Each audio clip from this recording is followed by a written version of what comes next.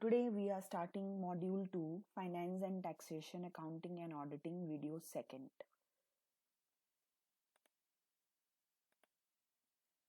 Video second is all about the taxation. We are learning and we are concentrating on tax.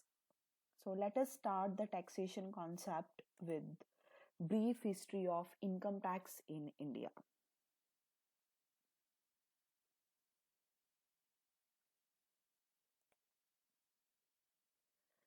In the year 1857, government incurred heavy losses on account of military mutiny. To meet the losses, Sir James Wilson introduced income tax for the very first time in India in the year 1860. Since 1860, numerous amendments were made, and in the year 1886, first Income Tax Act was passed. The scheme of taxation specified in the Income Tax Act 1886 for levying tax continue to operate even today with some changes.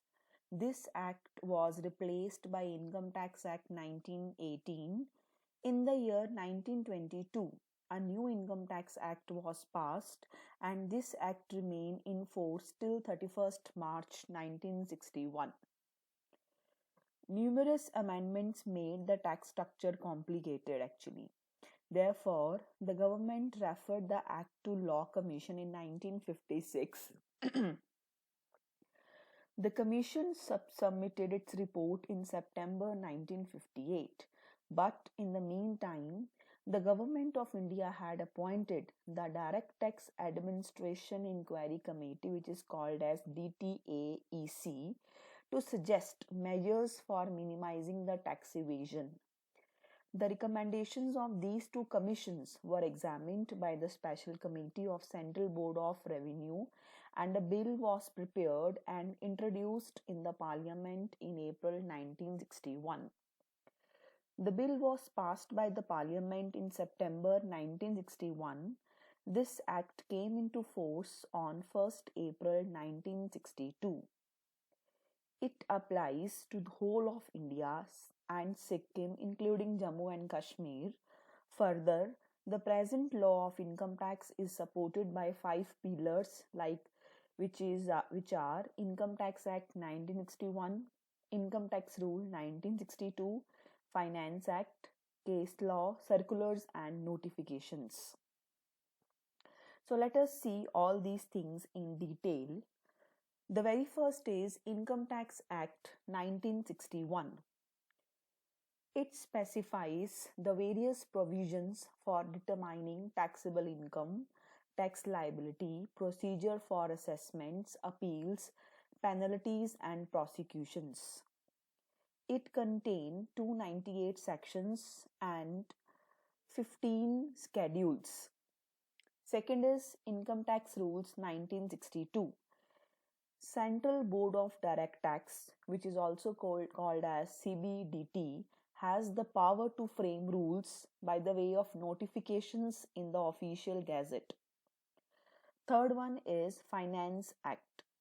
The Finance Minister of India presents a finance bill in the Parliament every year, which consists of various amendments proposed to be made in the direct and indirect tax. Second, if the bill is passed by both houses of parliament and assent of the President of India is received, it becomes the Finance Act. Third, the proposed amendments are then incorporated in the Income Tax Act, which becomes applicable from very first day of the next financial year. Case laws. Case laws are the judgments given by Supreme Court of India or various High Court of India with regard to application of certain provisions in the Income Tax Act, IT rules. Case laws shall be followed until an amendment is made by the government. And the last one is circulars and notifications. CBDT has a power to issue orders, instructions, directions for the proper administration of the act. Income tax authorities are bound by these circulars. Though income tax is central subject, its net proceeds are shared between both central and the state. Surcharge or income tax levied is excluded from the divisible pool. Further, income tax play an important role in the national economy and is also a valuable tool for achieving socio-economic objectives.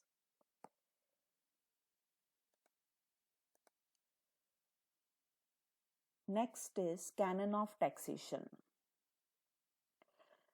Canon of taxation, that is canon of equality, canon of convenience, canon of certainty, canon of economy, canon of simplicity, canon of coordination, canon of flexibility, suggested by Adam Smith, is still regarded as classic because they can be still used as an instrument to achieve economic progress.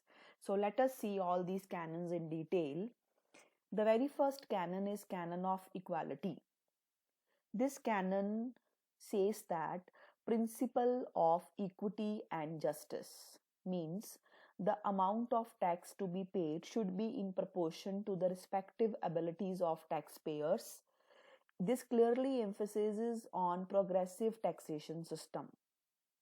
Second is canon of certainty. According to Adam Smith, the time and the manner of payment of tax should be certain to all the taxpayers so that he or she can maintain balance between his income and expenditure. Third one, canon of convenience. The canon of convenience says that the time of payment and the manner of payment should be convenient to the taxpayer. Fourth is canon of economy. According to this canon, the tax is economical if the cost of collecting the tax is very small. For example, if the salaries of officer engaged in collecting the tax take away the bigger portion of tax revenue, then the tax is certainly uneconomical. Fifth one is canon of simplicity. Calculation of taxable income and tax liability should be simple and understandable to the taxpayer. Next is canon of coordination. There should be coordination between the various taxes imposed by central, state, and local bodies. Otherwise, there will be overlapping and causes unnecessary inconvenience to all the taxpayers. Canon of flexibility. Income tax authorities should revise the tax structure at the right time in order to meet the changing needs of the economy. The system of taxation designed on the basis of canon of taxation, which is suggested by Adam Smith, helps the government to reduce not only the corruption but also to accelerate the economic growth. Now we will discuss some important definitions which are used in income tax. So starting with the assessment year. Assessment year definition is contained under section 2 subsection 9. Assessment year is defined as the period of 12 months which is starting from the 1st April and ending on 31st March every year. The income of previous year is assessed to tax in the assessment year. So a financial year means the period of 12 months from 1st April to the following 31st March. This is the accounting year of the government. The income earned by a person during one financial year is taxed in the next financial year.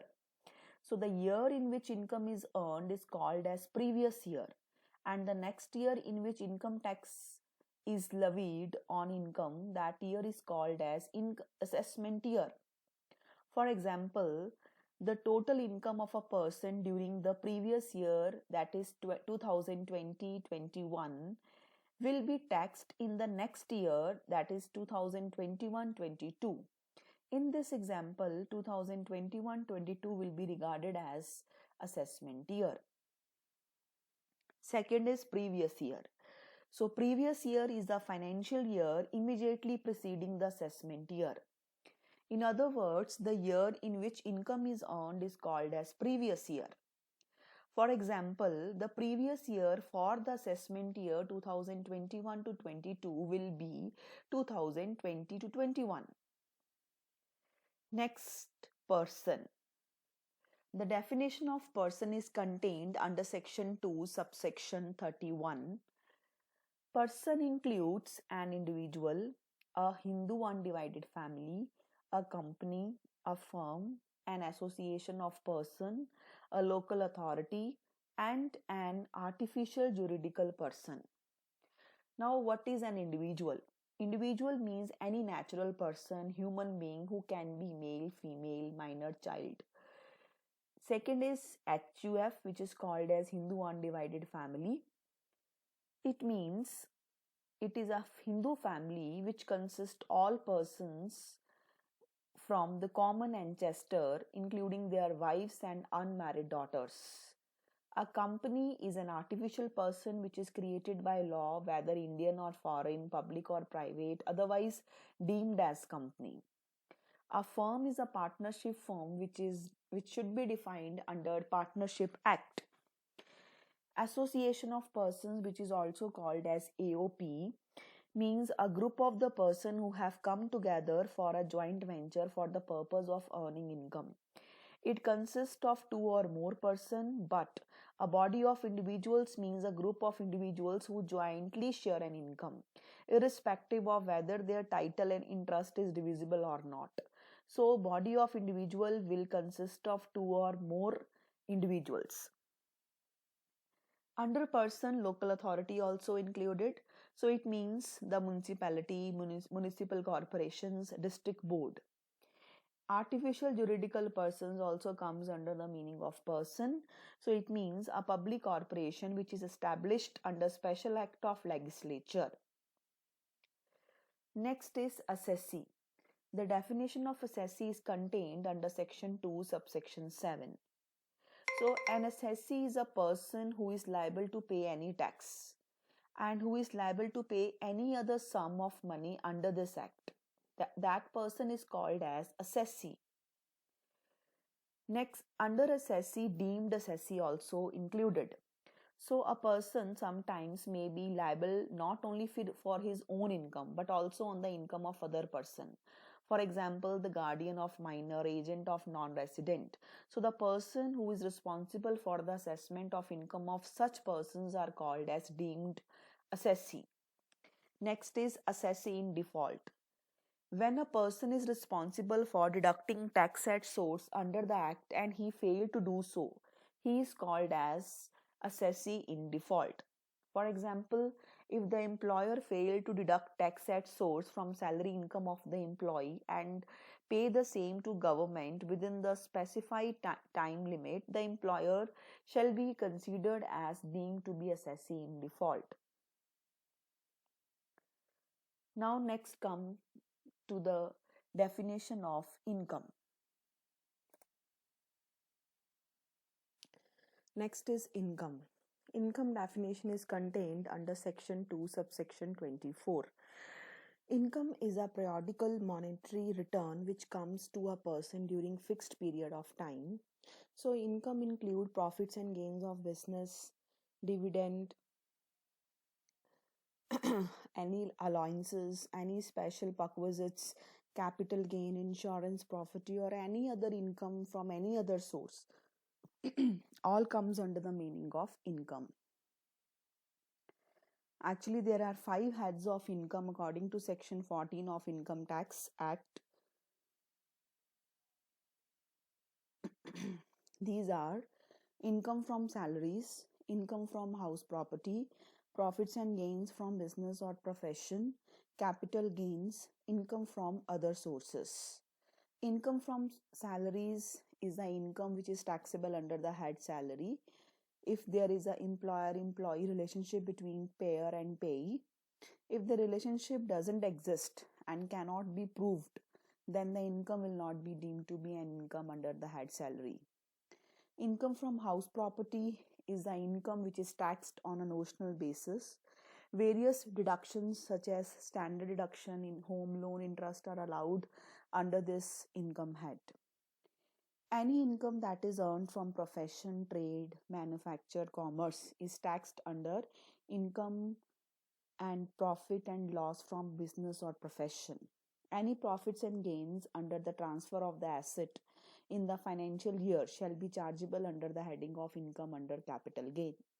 Income from other sources are the income which is received from the sources which I mentioned as before. So, for example, dividend income, income from interest of bank deposit, insurance commissions, income from royalty, etc. Next is gross total income, which is also called as GTI. Its definition is contained under section 14. Gross total income is the aggregate of income computed under various heads of income according to the provisions of Income Tax Act before making any deduction under section 80C to 80U. Just now I told there are 5 heads of income. All these 5 heads together are called as gross total income. So these 5 heads are mentioned under section 14 of Income Tax Act.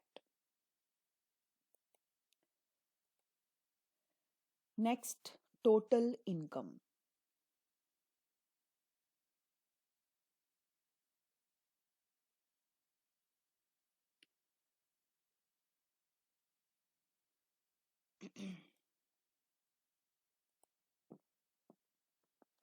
Total income.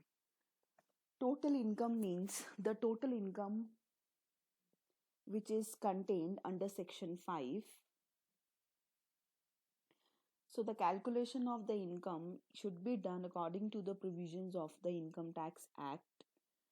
In other words, total income means the income left after making the deductions under section 80C to 80U from the gross total income. Next is agriculture income. So agriculture income is the income earned from the agricultural activities. Next is casual income. Any receipt which is of a casual and non-recurring in nature is a casual income. In other words, casual income is that income of the receipt of which is accidental and without any stipulation. It is in nature of an unexpected windfall, like winning from the crossword puzzles, any card games, gambling. All these are the casual incomes.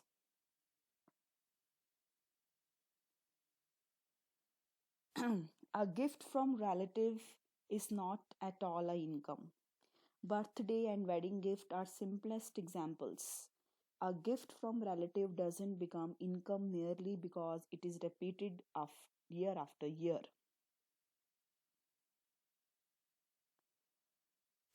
Payment by husband to his wife under an agreement to live apart as a maintenance allowances is also neither a casual income nor a personal gift. So it is taxable. Next is maximum marginal return. It means the rate of income tax, including surcharge on income tax, if any, applicable in relation to the highest slab of income in case of individual, association of persons, or body of individual as specified in the Finance Act of the relevant year. Next is interest on securities. It means interest on any security of central or state government, or interest on debentures or other securities for money issued by or on behalf of a local authority or a company or a corporation established by central, state, and provincial act. Next is amalgamation. The term amalgamation in relation to companies means the merger of one or more companies with another company to form one company, or the merger of two or more companies to form one company. The company which so merge is called as amalgamating company, and the company with which it has emerged or which is formed as a result of merger is called as amalgamated company. So the following conditions have to be satisfied for a valid amalgamation. Number one, all the properties and the liabilities of the amalgamating company should become the property and the liabilities of amalgamated company by virtue of amalgamation. The shareholders holding not less than 75% of the value of shares in the amalgamating company or company must become the shareholders of amalgamated company by virtue of amalgamation. For this purpose, shares which were already held immediately before amalgamation by a nominee of amalgamated company or its subsidiary should not be taken into account. Next is company. So, company means number one, any Indian company, number two, any body incorporated by the or under the law of country outside India. Third, any institution, association, body which is or was accessible or was assessed as a company for any assessment year under the Indian Income Tax Act for any assessment year commencing on or before 1st April 1970. Number fourth, any institution, association, or body, whether incorporated or not, whether Indian or not, which is declared by general or special order of the board to be a company. Next is Indian company. Indian company definition is contained under section 2, subsection 26. Indian company means a company formed and registered under the Indian Companies Act or any law relating to companies which was or in force in any part of India, or corporation established by or under a central state and provincial act, or any institution or association and body which is declared by the board of company. In all the cases, it is necessary that their registered office must be situated in India. Next is domestic company. So, domestic company definition is contained under section 2, subsection 22A. It means an Indian company or any other company which, in respect of its income, liable to pay income tax under the Income Tax Act, and such company has made the prescribed arrangements for the declaration and payment within India of the dividend payable out of such income. Next is companies in which public are substantially interested. So its definition is contained under section 2, subsection 18. So there are some of the cases where a company is said to be a company in which public are substantially interested. So number one case is it is a company owned by the government or Reserve Bank of India or in which not less than 40% shares are held by government or RBI or a corporation owned by the RBI. Second case, it is a company which is registered under Section 8 of Companies Act 2013. Third case, it is a company having no share capital and it is declared by order of Central Board of Direct Taxes to be a company in which public are substantially interested. Fourth case, it is a mutual benefit finance company, that is a company which carry on its principal business, means the business of acceptance of deposit from its member and which is declared by central government to be Nidhi or mutual benefit society. Next, fifth case, it is a company wherein shares carrying not less than 50% of the voting power are held by one or more cooperative societies throughout the relevant previous year. Case sixth, it is a company wherein which is not a private company under the Companies Act 2013, its equity shares were, as on the last date of the relevant previous year, listed in the recognized exchange in India. So all these comes under the companies in which public are substantially interested. Next, what is the meaning of substantial interest? A person shall be deemed to have a substantial interest in a concern if he at any time during the previous year beneficially entitled not less than 20% of income of such company. Next comes public sector company.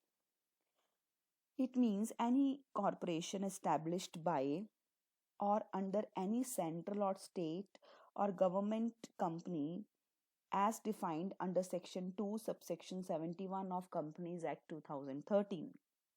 Next comes foreign company.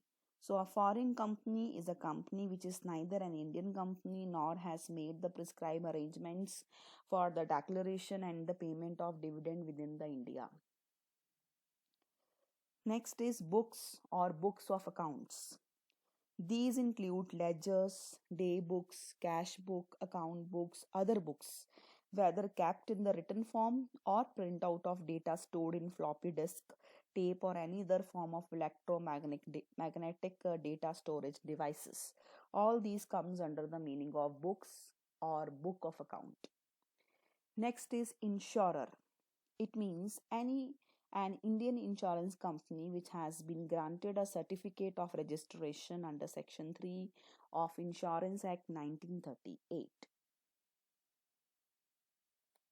In this way, we have learned various concepts of the taxation, starting with the history, canon of taxation, and various terms I have explained in this video. Actually, income tax is very important direct tax. It is an important and most significant source of revenue of the government. The government need money to maintain the law and order in the country, safeguard the security of country from the foreign powers, promote the welfare of the people.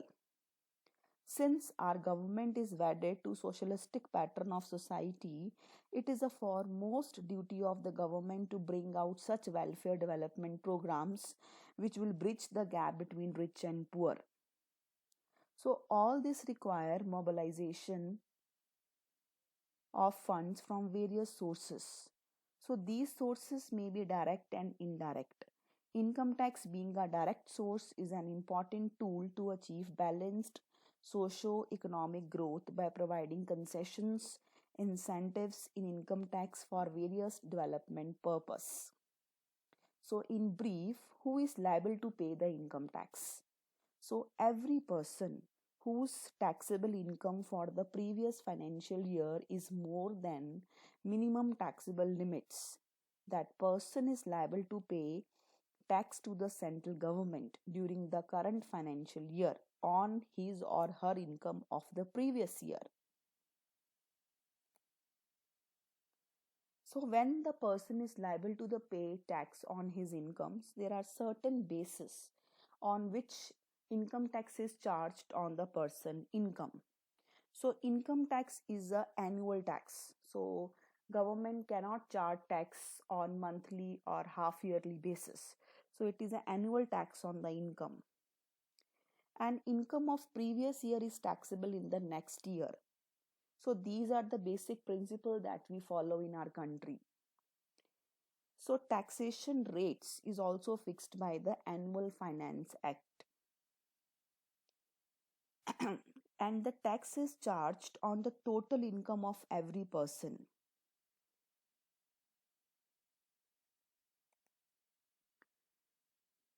Payment of tax is a tax liability of all the persons in our country, and all the persons are called as assessee.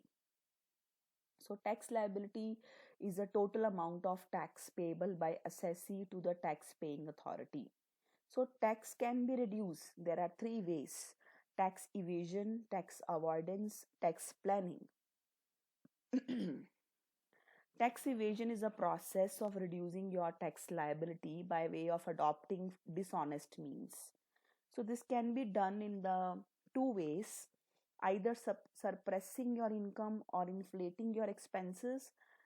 So it is clearly seen it is illegal method, unethical way of reducing the tax. Second is tax avoidance. So tax avoidance is a process of reducing your tax liability by taking some of the advantage of loopholes of taxation laws. Again, it is unethical, but it is not illegal. But the last method for reducing the tax liability is tax planning. So tax planning is an intelligent and dignified way of reducing the tax liability by availing various deductions, allowances, incentives, relief which is provided by Income Tax Act. So it is neither illegal or neither unethical way of reducing the taxation. So it just require a thorough knowledge of taxation laws. So one can use tax planning and they can reduce the tax liability. So one should not go with tax evasion and tax avoidance. So there are certain exemptions and deductions available in the taxation system by availing those exemptions, by availing those deductions. One can reduce their tax. So in this way, we have learned in this video number 2 of module 2 about the taxation system. Thank you all.